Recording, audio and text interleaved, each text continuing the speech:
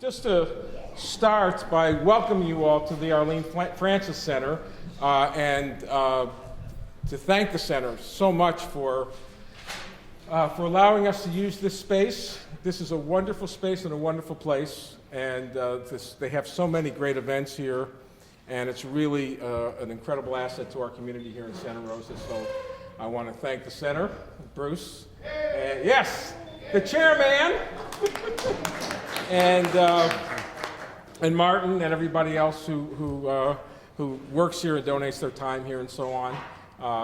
It's just so great. As you know, the name of this talk, and I'll just do this once, Father Abraham Explains It All. And the amount of stuff I've taken from that, anyway, I am really going to try to explain it all in a little over an hour. How we got from there to here and how we can get to where we are trying to get. But I want to start, I'd like us all to start, of course, with a song. And it so happens that the choir master is here. And it's not just any song. We're going to start with a song that most of you, if not all of you, know. And if you don't know it, you'll pick it up very quickly. And I don't know if you want people to stand or sit, whatever. Let's get them up there so we can... But yes, would you please get up here and lead us? You get to stay where you are. Okay. And everybody knows the hammer song. And if you want to, I teach the kids the motions too. Hammer, bell, song. Okay, so. And please sing.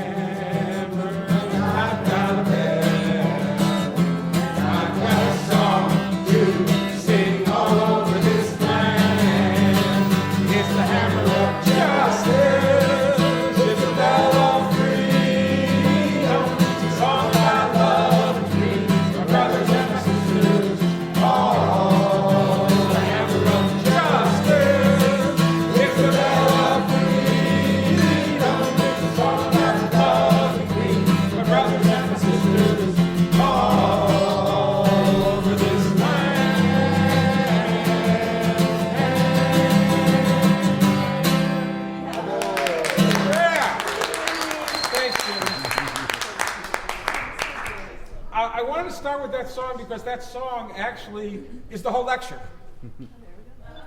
We're going to end up back here with that song by the end. The Hammer of Justice, the Bell of Freedom, and the song about the love between my brothers and my sisters all over this land. But we're going to start way back at the dawn of history.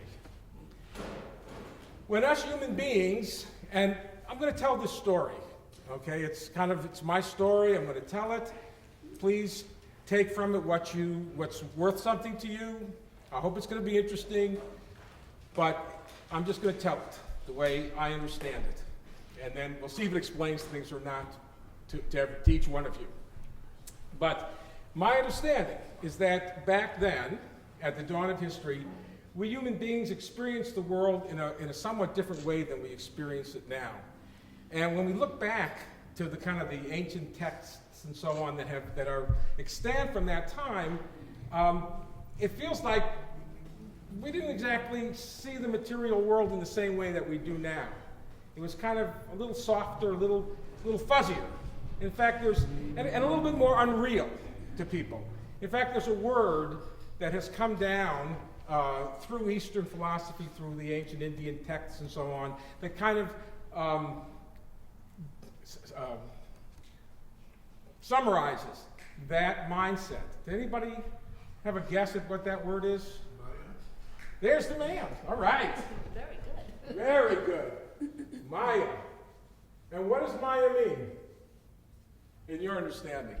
Illusion. Illusion. It means that the experience of that the physical world is in fact an illusion.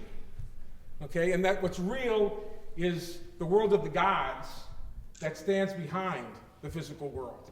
And you have all these ancient cultures that have many, many gods.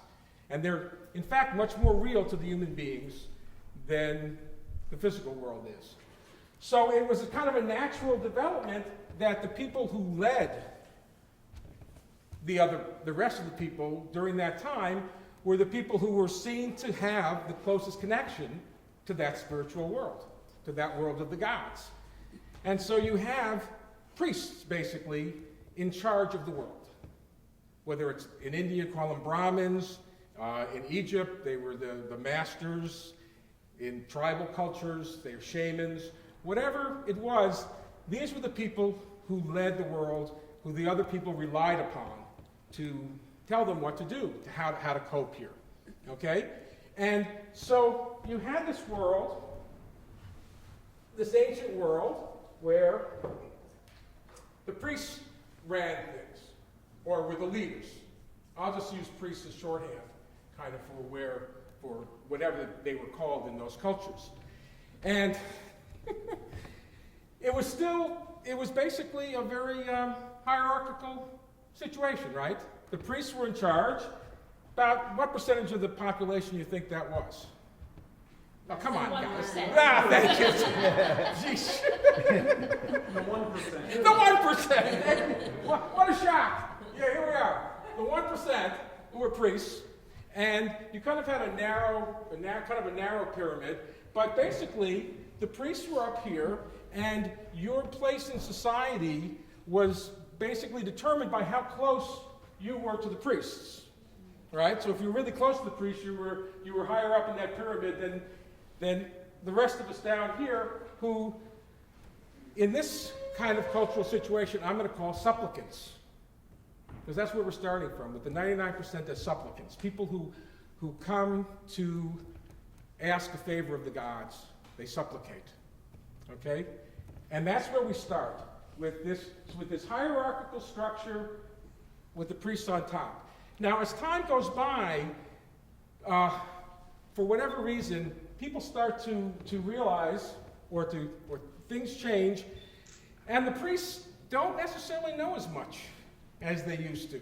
Some people think that the world of the gods is receding. Whatever it is, they don't seem to know it all as much. And even if they do, well, people aren't sure that they do. And as a matter of fact, we see this in literature in a couple of really interesting places. Everyone knows the Trojan War, right?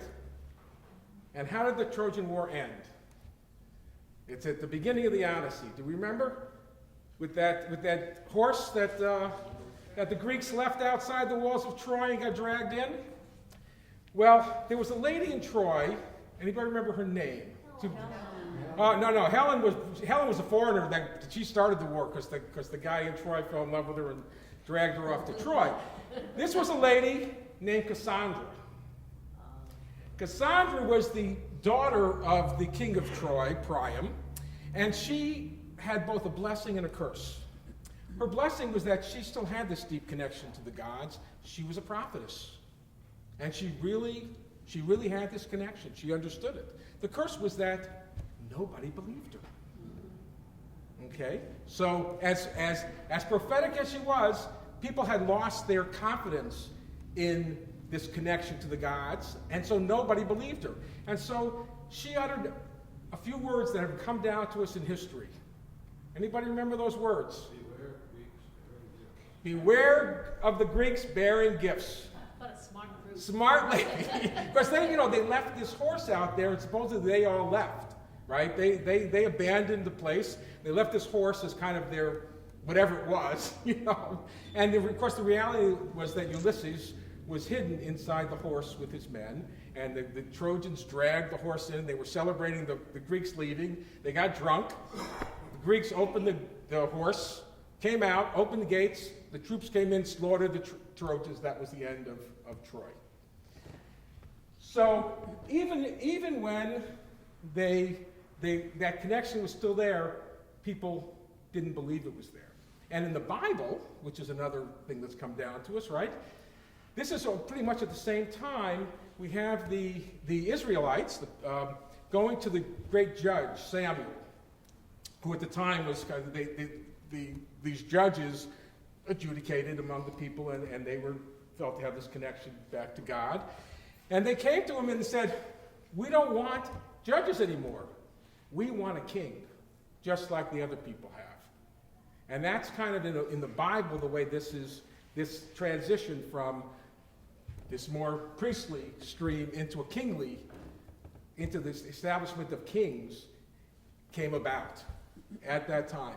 And finally, just a couple of hundred years later, we have Plato, okay, in his very famous dialogue about the Republic, has this image that again has kind of come down to us of human beings living in a cave. David is nodding. David knows this parable or this image. That we human beings are people living in a cave. And what we see when we look at the world are these shadows that are appearing on the walls of the cave. But the reality is out there. And we never see, we think this is real because this is all we see, but the reality is the archetypes that are living in the world of the gods. But we don't experience it anymore. And he laments that. But that's the way it is in the world. It's changing from this consciousness where priests are going to be in charge and tell people what to do, to the one for kings. So now we've got the kings. And that's the whole, so we go from this, what I'm going to call the cultural sphere, okay, that is religion, that way of approaching reality, to politics, where you've got a king. And now you've got a pyramid, still the king on top, right? And your position is decided by how close you are to the king. So ultimately, I mean, in England you have dukes and earls and marquises and who the hell knows all the different gradations down to squires and all the way down. But it's all in relationship to how close you are to the king. Now the king, God isn't gone from this equation because the king rules by the grace of God, and he has the divine right of kings. And there's still this struggle that's going on between the priests who don't want to let go and the kings who are ascending. And in English history, that kind of comes to a climax, or the sort of the game is over when Henry VIII stops being a Catholic and starts his own religion so that because he needs a male heir, and he can't get a divorce. To divorce his wife who hasn't given him a male heir and marry somebody else who he thinks he can. Of course, he does this in a serial way. But the point is, he is willing to turn his back on and be excommunicated and sever himself from the Holy Church for political reasons. So that's kind of in Western history kind of a symbolic end to this kind of movement of power from the realm over here to the realm of politics. Okay? And again, son of God, if we still don't have, same 1%, right? You still got 1% at the top, okay? And now what's the word for the rest of us down here? Subjects. We're all subjects of the king. loyal, presumably, but subjects of the king, okay, or subjects of the state as it starts to get a little bit wider. But we're in the realm of politics, and we're all subjects, okay. And of course, as time goes by, and again, especially in the West, another power rises up that breaks the boundaries of these political states and starts to, well, perhaps make them even irrelevant. And that, of course, is the economic power, right? So now, because, of course, you have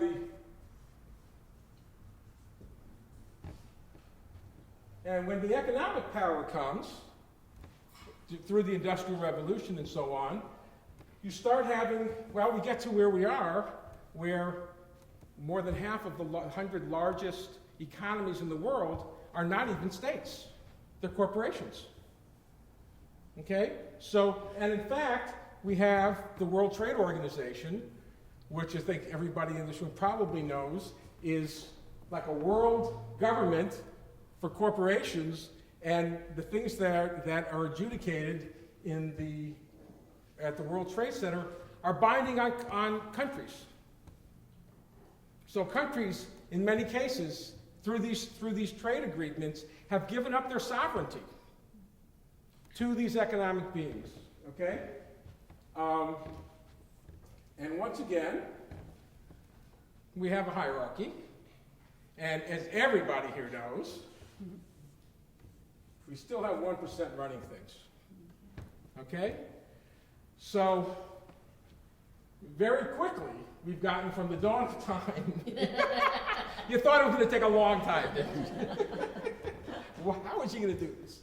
We've gotten from the dawn of time till now with 1% of the population running things, whether it's out of what I'm going to here call cultural sphere, if you allow me to put in a little terminology, the political sphere, okay, and the economic sphere, okay? Now, that isn't to say, if you look around the world, that all three of these aren't still active, and in fact, people are trying to rule out of all those three, aren't they?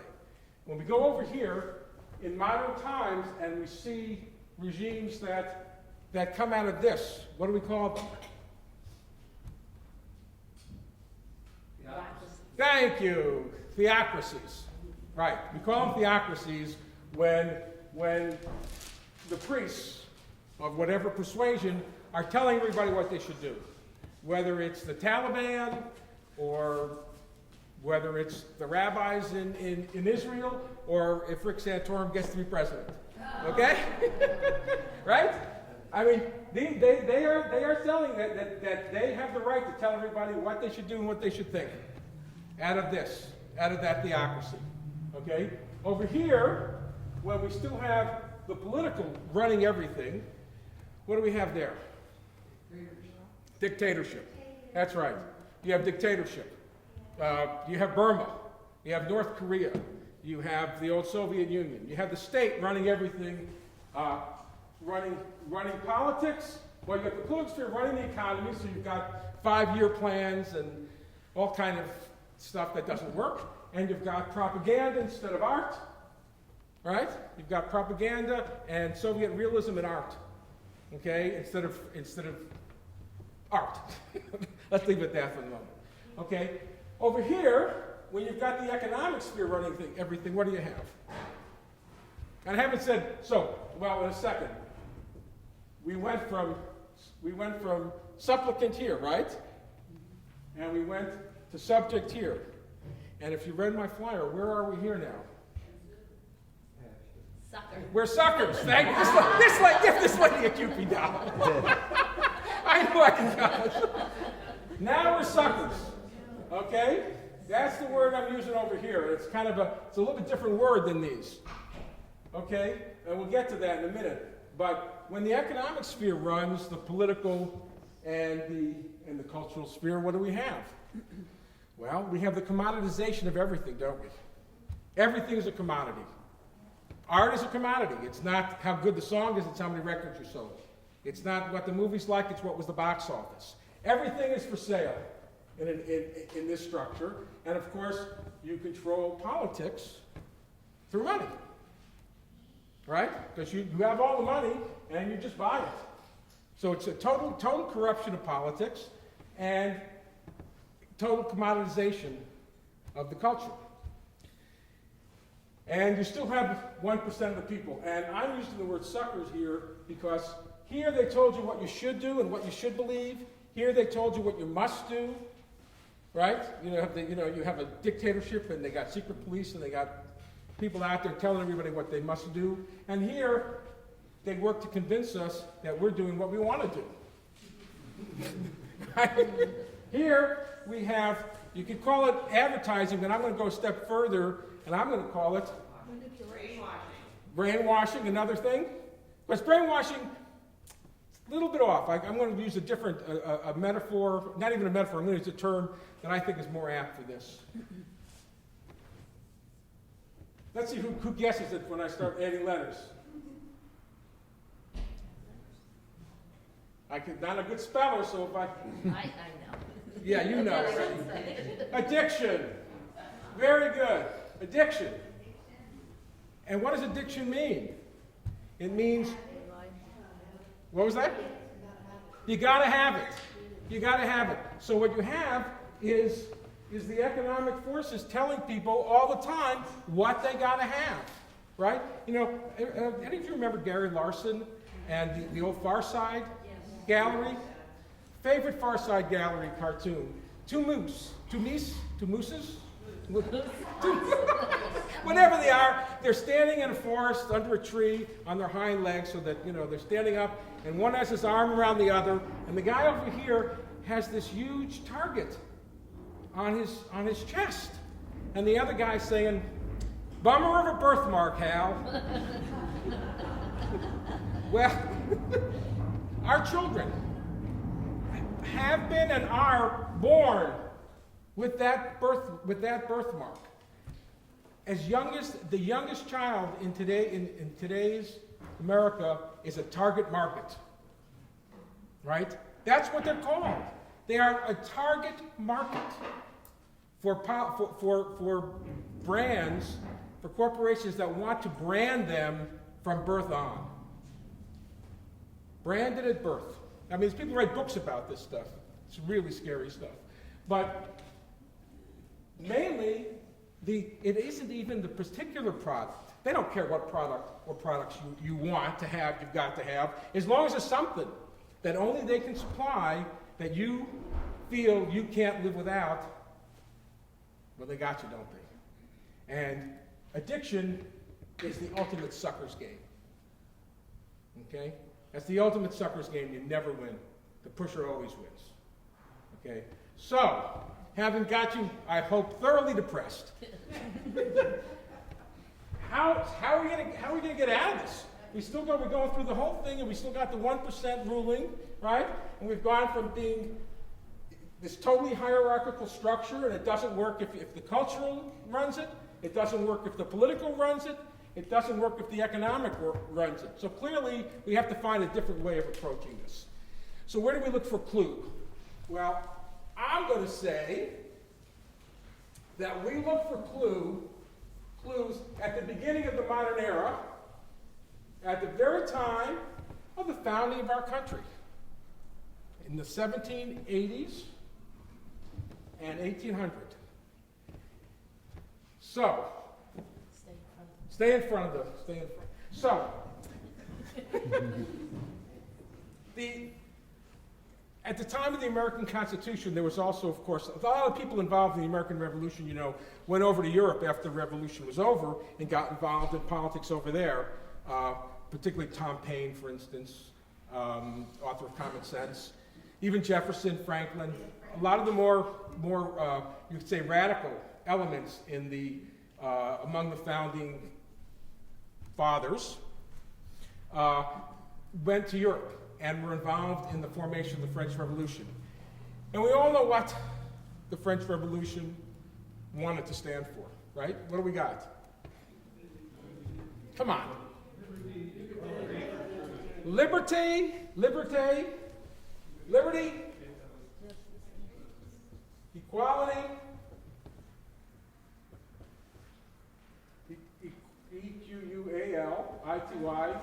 and fraternity, okay? I want to update those words a little bit, okay? Those are from the end of and so please allow me to do that. And instead of using liberty, let me use the word freedom. Instead of equality, well, there's actually two words that work here. One is justice, the other is democracy. Equity. Equity works. Well, equity, though, usually has a meaning within kind of with property. So, but any of these words are working in here. Equality, after all, democracy is equality in the political realm, right? It's one person, one vote. Everybody's vote counts. Everybody, yes, all those kinds of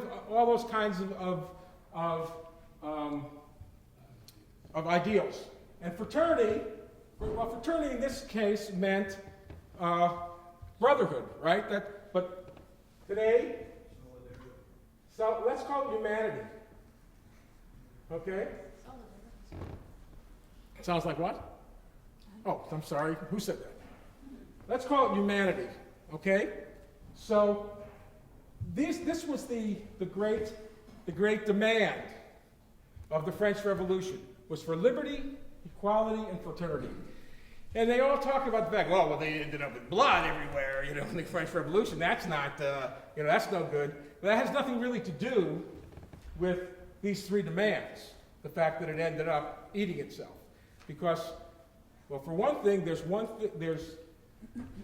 well, let me back up for a second. So first I'm going to talk about, or I'd like to talk about the secret of these three words, okay? The secret, and then I'm going to tell you how it works, okay? I'm going to explain it, okay? The secret is that liberty, or freedom, is a word, it's both a guiding principle and an ideal at the same time. It's the path and the end, okay? And each of these words is applicable in one of those three parts of life that we talked about before that I just erased, okay? So when we talk about the hammer of justice, okay, where does justice live?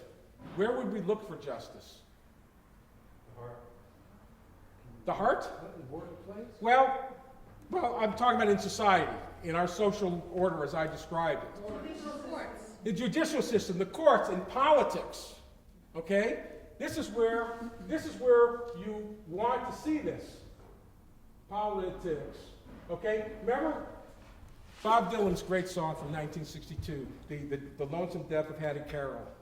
Everybody remember that song? In the courtroom of honor, the judge pounded his gavel to show that all is equal and the courts are on the level, and the strings in the books ain't pulled and persuaded, and that even the nobles get properly handled once the cops have chased after and caught them, and that the ladder of law has no top and no bottom. And it was an occasion for tears when you discovered that wasn't true. Okay, incredible song. Okay, but that's where politics, that's where equality and justice live. That's where we need to have them, is right here. Okay, over here, well, where do you think? What's over here? We only got two left. Culture. Thank you. Culture, which in our case, by the way, is the world of the human being, of the individual. Okay? Freedom is something that individuals need. It's the world of rights. If we look at our first 10 amendments, okay, to our Constitution, we talk about freedom of speech, freedom of religion, all those kinds of those rights adhere to human beings. Okay? That's where freedom lives. That's what we need in our culture. We need, and we demand it. We're demanding the right to love who we want, right? That's the idea that someone's going to tell us who we can and can't love. To most of us, that's an abomination. Okay? That's such a deep interference with our personal life. we have the right to love whoever we want. Hopefully they'll even love us back some of the time. You know, that's always nice, but you can't make them, can you? Because they're free to love who they want too. Okay? So we're looking for freedom over here. Okay? And over here, now, here, there's the only thing left. So suddenly, we're looking at the economy, and what we're saying is, that's where love manifests? Wow. That's a little different than what we've got, isn't it? Love. Because if you look at love, and you look at, and for us, so much of love manifests in the family, right? Whether it's our birth family or the family that we choose, okay, to be associated with, or how about the family of humanity? Okay? As Gandhi put it, there's enough for everyone's need, but not everyone's greed. Okay? And in a family, even in a tribe, when there's not enough, you make it go as far as you can. Okay? We're the hoarders, right? We do that. But everywhere else, in the family, you share. That's what you do. You recognize the humanity of the other person. So, the secret then is that we need to have freedom for human beings, equality or democracy, justice, whatever word you want to use in politics. We want the hammer of justice, we want the bell of freedom, and we want the love between all of us, brothers and sisters of humanity in the world at large. Okay? In the whole world now, because we've become a global society and we're not going backwards. Okay? So when we talk about recognize the humanity, that means recognizing everybody's humanity. Okay? It's not Americans versus Chinese versus Africans versus anybody else, or men versus women, or gays versus straights, or whoever. If we don't have everybody, if we stop recognizing everybody's humanity, we're done for. In this scheme of things, it means everybody. So, with these wonderful ideals that were brought to the French Revolution, what was missing? I'm going to tell you what I believe was missing, and what showed up just a few years later in London in the year 1800. When a very small group of people gathered in a room in London, and London was pretty much was the center of the empire, and it was a very powerful empire even by then, and they decided that slavery was an abomination. The idea that one human being could own another was an abomination, and they were going to end slavery in the British Empire. And there were like 11 of them in this room. You know what we call those people? Cranks. Like, you're crazy? The 11 of you are going to sit here, and you're going to end slavery in the British Empire. And of course they did, didn't they? They did, and they did it in the way that it has to happen. And how was that? Without any violence. Slavery ended in the British Empire. They didn't go out and arm the slaves. They went out and agitated. Oh, but let me just, before I go on to that, what was so amazing, at least to me, about that meeting and that effort was that in my understanding, it was the first time that people gathered to change the world in this way, in any kind of way, for the benefit of people who they didn't even know, who weren't even of the same race or country of them. They just did it because it was wrong for anybody to own anybody, and they recognized the humanity of everyone. Okay, that's a different thing. I mean, a lot of people revolted in things before, but it was always for themselves, for their tribe. These are people who did it for people they had no connection to whatsoever.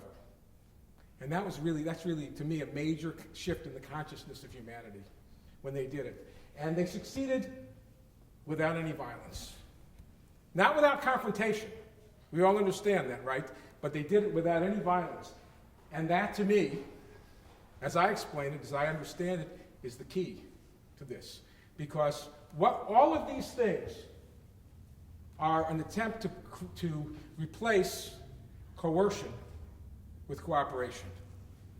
Okay, whether it's here, wherever it is, if we are in the business of coercing people, of using force on people to make them do what we want them to do, then we're the same as the people in the past were. We just want them to. We just think we know what's better, so they should listen to us, and we're going to make them listen to us. And that's not the way it works anymore. All of us, back then, I erased all this, but back then in Egypt, for instance, in ancient Egypt, you had the Pharaoh, who was the king and the priest at the same time, and was something of a god as well. And everybody else kind of looked up to the Pharaoh. He was the king, and the rest of us, and we really felt this, were pretty much nothing. We were embedded in our tribe and in our people, but individually, not so much. Okay? In 1936, in the United States, Huey Long. Anybody remember Huey Long? Huey Long ran for president. Did a pretty good job.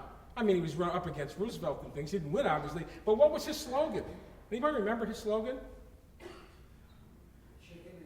No, that's close. I know. I knew someone always says that, but it's not a chicken in every pot and 2 cars in every garage. Every man something, brother. Every man a king. Every man something. Every man a king. So we went from ancient Egypt, okay, when we people really felt like we didn't matter, and the only person that mattered was the king, to somebody running for president on the ticket of every man a king.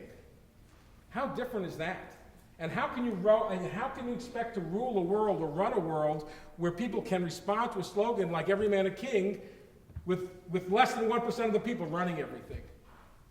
It doesn't even work, let alone, and the only way it can come close to working is with a tremendous amount of force, a tremendous amount of coercion. Even beyond the addiction that we talked about earlier, when we do manage to gather together, as we know, out there in the streets, tremendous amount of coercion and force suddenly comes into play, suddenly appears. That's the only way it works. And there isn't any way for us to, even if it wasn't wrong, there really isn't any way for us to beat them at that game. That's the house's game. Violence and coercion is their game. And I see some old hippies out here. A couple, okay? And what did we used to say back in the day? Only love can conquer hate. Right? Which song is that from? Jim. So there is a song with that line in it. And even if there isn't, it's still a great line. Only love can conquer hate. Okay? So when I look at those guys back in 1800 who joined together in the anti-slavery society, I see the birth of what I call the politics of love. Okay? Which is nonviolence. And it's nonviolence not just as a tactic of I think in this situation it's going to work. It's I guess, I don't know what they call it, deep nonviolence, whatever they call it. It is the means and the end. Because if we don't end up with a society where we don't use violence on each other, we don't coerce each other, then it's no revolution at all, is it? It's just, we just went from the priests to the kings to the, oh, by the way, people up here, we went from the priests to the kings. Who's up here now? Let's see, see, those are close. Bankers. The bankers. That's right, the bankers. Because we've replaced the gods with, God kind of, because the king was the single one, with money. It's money that's up there. That's who's closest to the money? The 1%. But even in the 1%, who's closest to the money? The bankers, of course. Right? So right on target with Wall Street, because that's how it is in our society. Those who are closest to the money are the rulers, and everybody, and even the CEOs and everybody else, they're still trying to get closer and closer to the money. Okay? So we have to change all this. This is the hierarchical structure wherever it is. And at this point, it's pretty clear to everyone that it doesn't even work. It's not even a question of right or wrong. I mean, I don't even want to start with all the statistics about how quickly we're killing the planet and, and all the rest of it. It so clearly doesn't work on pretty much any level of human satisfaction, of ecological survival, nothing. It just flat out doesn't work. And so we have to do something to change it. And I believe that has to be, that can only be done with the politics of love. Okay? There's a lot of confrontation to happen, but ultimately we have to really incorporate that politics of love into this equation. Okay? Now, having said that, there's still a great deal of work to be done in each of these sectors, okay, in economics, in politics, and in the economy, in culture and politics and the economy. And I'm supposed to talk about the 28th Amendment and why we need this 28th Amendment, okay? So if we narrow back down again from this kind of large picture to what's happening here in the United States right now, so number one, we know that the economy dominates both politics and culture, right? How does it do it? It dominates, we spoke a little bit about that. It dominates politics through money, and it dominates the culture principally through the media. And what's used to dominate the media? What principle is used? Lies. Well, that's not a principle. That's a tactic. No. By taking the rights that adhere to human beings, such as the right of free speech, and giving it to corporations, that's the framework in which they do that. So now you have this 28th Amendment that move to amend is putting out to be passed by the people. Okay? And what does it say? It says, money is not speech. Right? Yeah, money is not speech, and there's a C in speech there. Money is not speech for the purposes. Please. All right, I'm going to erase that. Never. Money is not speech. The purposes of politics and has to be regulated. Okay? The Supreme Court has done us the great favor of bringing this out to the public by saying, through the Citizens United decision, and saying, well, of course money is the same as speech, and if you regulate money, it's a violation of free speech. And the question is, are we going to really? I mean, does anybody really believe that? Okay, so that's one part of our amendment. Say money is not speech, and that, of course, is directed at trying to loosen the grip of the economic powers on our political life. Okay? Second part of the amendment. Corporations, not people.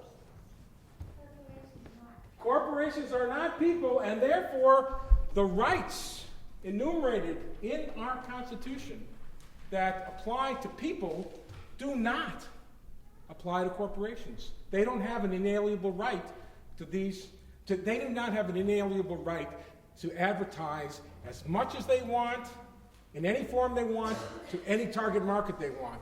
We can even tell them we don't want any advertising on our in our mass media. We can have just HBOs. People buy, whatever programs they want. There's no advertising. Could you imagine? Could you imagine that it wasn't called the Wells Fargo Center anymore? It was back to Luther Burbank? I know that's a tough one to imagine. But we don't have to. They don't have an inalienable right to plaster billboards everywhere. I mean, I'm old enough to remember when that was a big fight. their right of free speech versus our right to have a beautiful environment. Forget it. So this amendment then is exactly directed at the two prongs by which the economic power controls the other two sectors of our lives, the culture and the politics. Okay? Now, having said that, it doesn't accomplish this. That is to say, just by passing this, it's not the end of the game. It's the beginning of the game. Then we could say, let the games begin. Okay, because right now, every time we want to do something in this game, every time we even do a mild thing like McCain-Feingold, the McCain-Feingold Campaign Reform Act, oh my God, that was such a wonderful bipartisan effort. And did you know the story of Citizens United, of how this case? This case was brought by this nonprofit called Citizens United, which was a nonprofit, but it was, of course, completely corporate funded. They were stopped from airing a documentary about Hillary Clinton, documentary Hatchet Job, whatever it was, during the primaries when she was running against Barack. And they were barred from doing it because under the McCain-Feingold Campaign Reform Act, you couldn't air this kind of material within a certain amount of time before the primary. That's all it was. You couldn't air this stuff, I think it was 60 days before the primary. It's pretty mild. I mean, you could say whatever you wanted, but 60 days before you had to stop. God forbid we should have a time to even process the stuff, that they shouldn't be able to just advertise right until you walk into the booth and keep, dunning stuff into you. 60 days before they're going to stop. No, that's a violent, and that was what they challenged in court. That's the basis of that lawsuit. Now, the Supreme Court justices looked at this and they did this. They actually told the lawyers, well, this is very interesting, but we would like you to go back and argue this case on broader grounds. On broader grounds. Now, anyone who knows anything about the history of the Supreme Court knows that that's pretty much an unprecedented thing. I mean, the Supreme Court always looks for the narrowest possible way to, and David is nodding his head that this is right. It's always good to have somebody know something nodding their head. That they're always looking for the narrowest way to interpret, to decide a case. They don't want to make new laws. These guys went and told the lawyers to go back and argue it on broader grounds. Now, at the same time, of course, these conservative judges and the people who support them, what's their favorite criticism of what they consider to be liberal judges? Activist judges. Could you imagine the chutzpah, as we say in where I come from? As we say in New York, the chutzpah of these people, they sent the lawyers back to argue this on wider grounds, and that, by the way, was the tip-off to the people who began Move to Amend. It was not me. I was kind of on the outside of that. But they realized when that happened that this is what they were looking for, was a way to extend the free speech rights of corporations. And they kind of had a feeling that the people of the United States, well, let's put it this way, if they weren't going to be roused by this, they weren't going to be roused.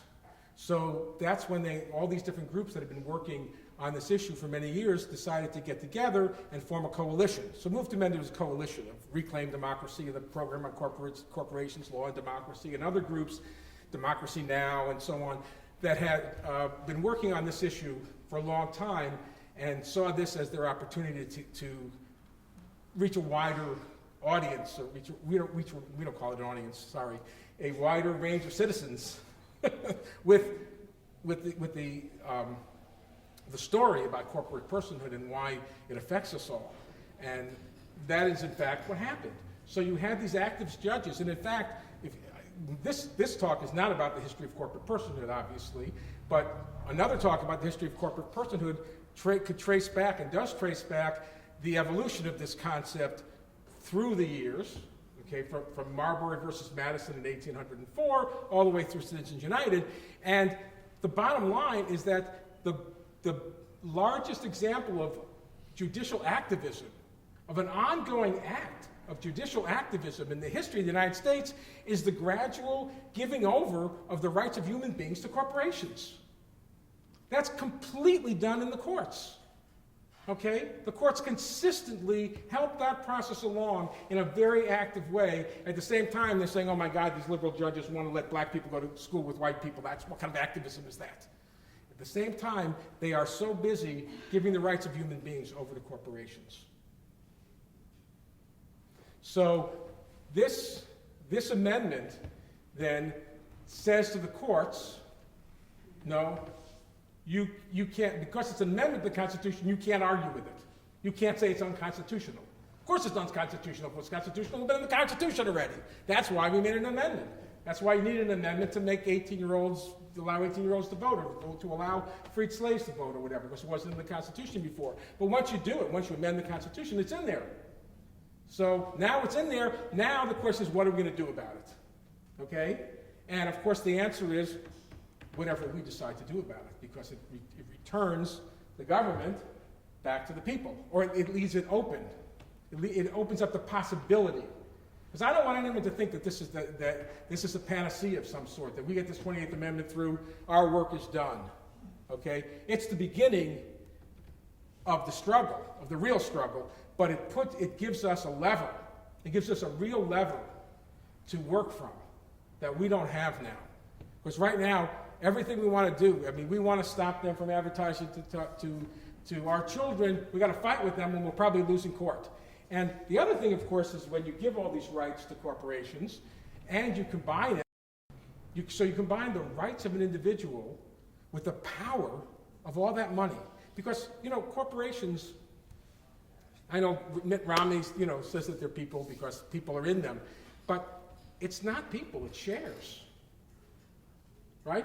When you say a corporation has a fiduciary responsibility to its shareholders, okay? That means to the shares of stock that are out there. It doesn't know who those people are, and in fact, in many cases, they're not people. They're other corporations, right?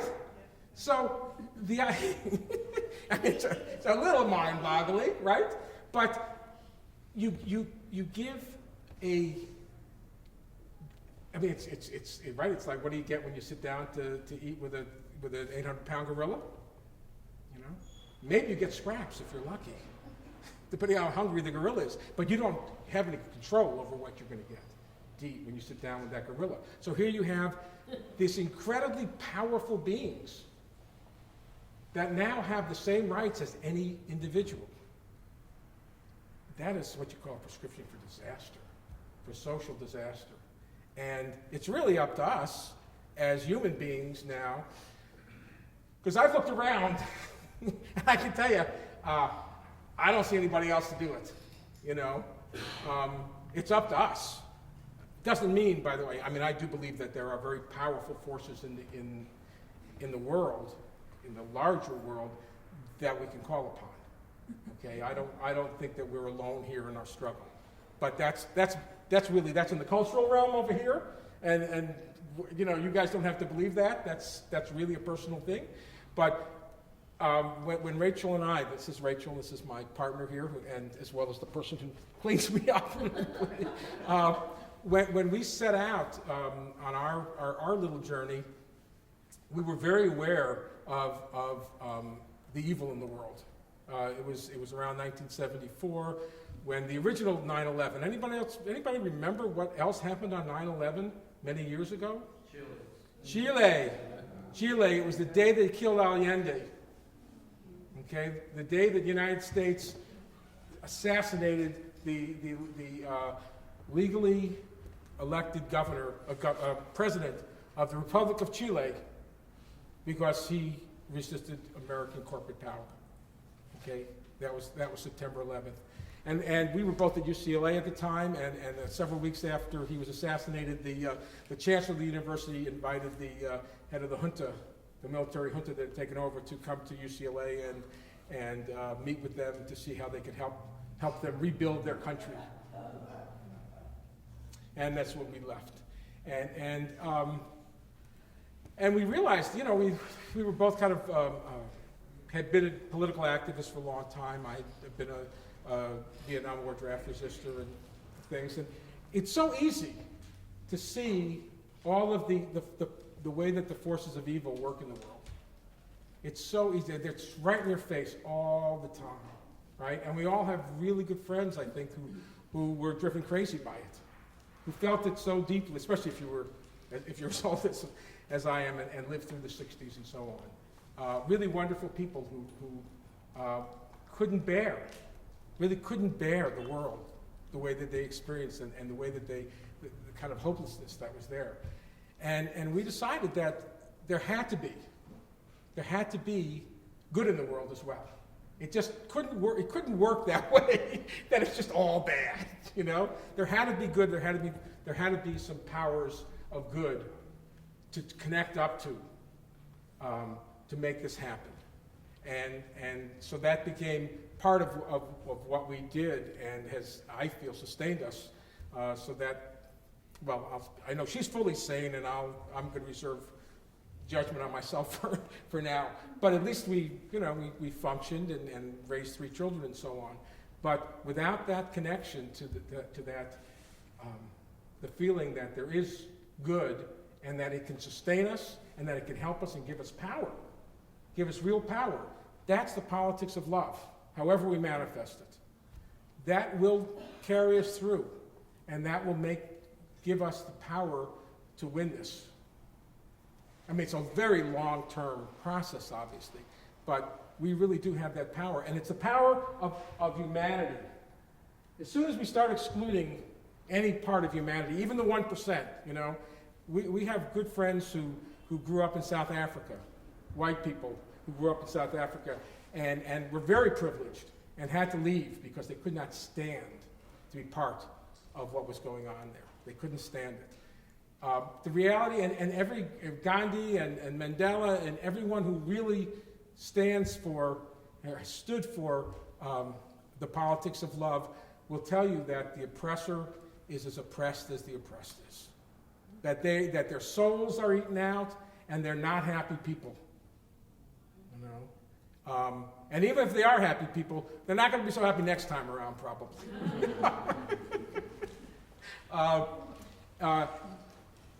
It's all-encompassing, because only love can conquer hate. If you say, well, it's all okay, but I'm going to hang those bastards from Goldman Sachs, then, I mean, that doesn't mean you're going to let them keep everything, and have all that power. But it's really important to let go of the hate, and work out of